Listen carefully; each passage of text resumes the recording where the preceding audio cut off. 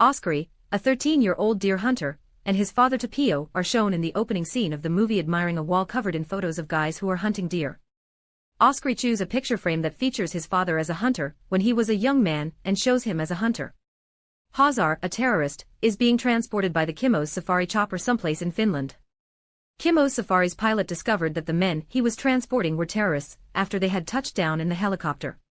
The helo pilot was told to escape for his life by Hazar. Hazar launches a bazooka at the helicopter's pilot as a missile test when he is roughly a mile away. Hazar texts his fellow terrorist to let him know that the missile test was successful. Oscary tests his strength in the mountains by pulling on a bowstring, without an arrow, but he is unable to fully activate it. Although the deer hunting captain asserts that he is not ready to hunt deer, his father asserts that his kid is. The leader tells his followers of his bravery in the woods and while hunting. Oscary hunts through the woods on his little tractor. U.S. President William Allen Bill Moore is currently traveling 45 miles in Air Force One to Helsinki for the pre-D8 summit. Suddenly, word arrives in the control room that their aircraft may have shot down a missile. The controls of the plane and jet escorts, however, were jammed, making it impossible for them to take defensive action. The president was hurried to an escape pod, which deployed without incident. Morris shoots a secret agent after he asks why their parachute isn't deploying while the other service agents are parachuting down from the plane. A few minutes after Morris parachutes down, the missiles go over him and hit the Air Force One. Oscary is operating his little tractor through the woods when he notices the bright light flashes in the sky. Oscary escapes the brilliant light, which is actually the crashed and burning Air Force One, in horror. Oscary was in grave danger of being struck by its debris. After confessing to being a traitor, Morris, who had been tossed into the woods, tells the terrorists that the jet had crashed. Then, Oscary sees a pod and cautiously approaches it. As he approaches, Bill writes the key, which is 1492, for opening the door in the wet glass.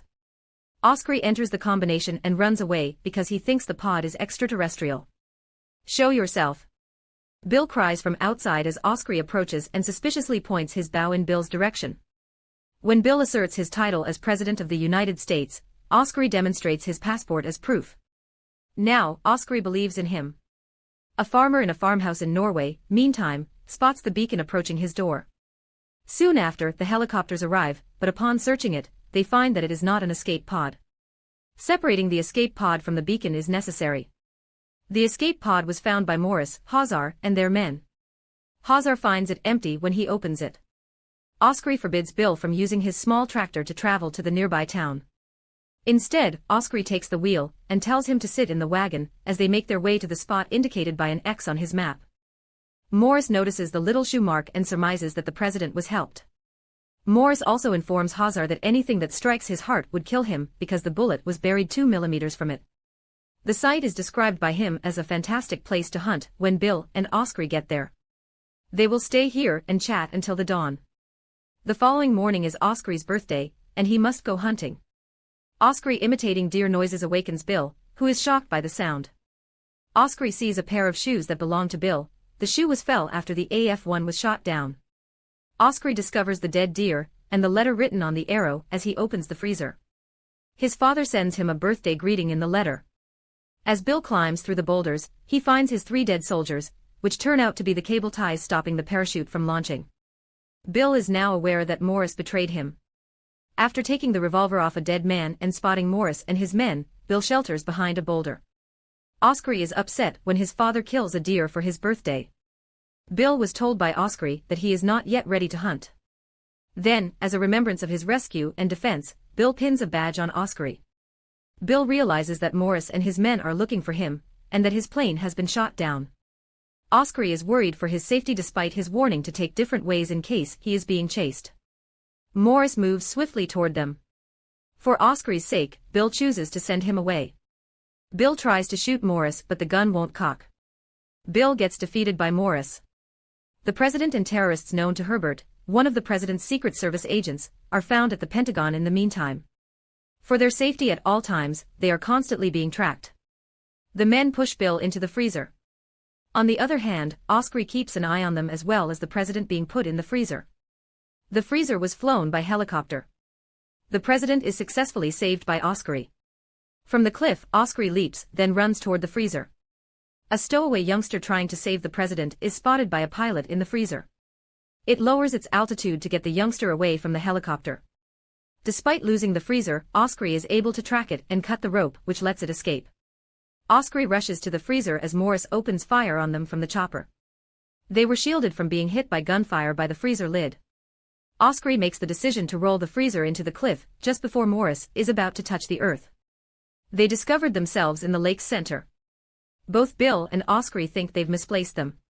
The remains of Air Force One were shortly found close by. They located the Pentagon's AF-1 crash site. The crash site's coordinates and a plot to kill the president are given to Hazar by Herbert. When Bill and Oscry notice the helicopter coming, they are able to board the downed aircraft. The interior plane is almost finished. Then, from the roof, they hear pounding and creaking. The explosion was abruptly blown to the roof, allowing Hazar to infiltrate the plane. With 6 seconds left, Hazar then detonates a bomb. Hazar and Bill are currently engaged in combat. Bill is being strangled to death by Hazar, but Oscry hits him in the head. Hazar then makes an effort to shoot Oscry with the same gun that Bill had tried but failed to cock. Bill kicks him and then hurls a gun at him, shooting Hazar in the process. With over 90 seconds left on the bomb, Bill and Oscry are able to crash land the aircraft by jumping out of the pilot's seat. As they open the parachute in their seats, Morris in the chopper is in front of them. Then Oscry fires an arrow to his chest. Morris drags the bullet embedded in his chest into his heart, falls to his death, and unintentionally shoots a revolver at the pilot. Later, the device detonates. While this is going on, the U.S. Navy is holding deer hunters captive in a camp until it is confirmed that the president is still alive. They then become aware of the background parachute fall. Oscry is first on the ledge of the rock, then Bill. The other hunters discover that the president is in the newspaper after Oscry introduces the president to his father. The president's rescue is being celebrated by everyone at the Pentagon. Hazar has known Herbert for 15 years, and Herbert admits that he was a CIA spy in the past.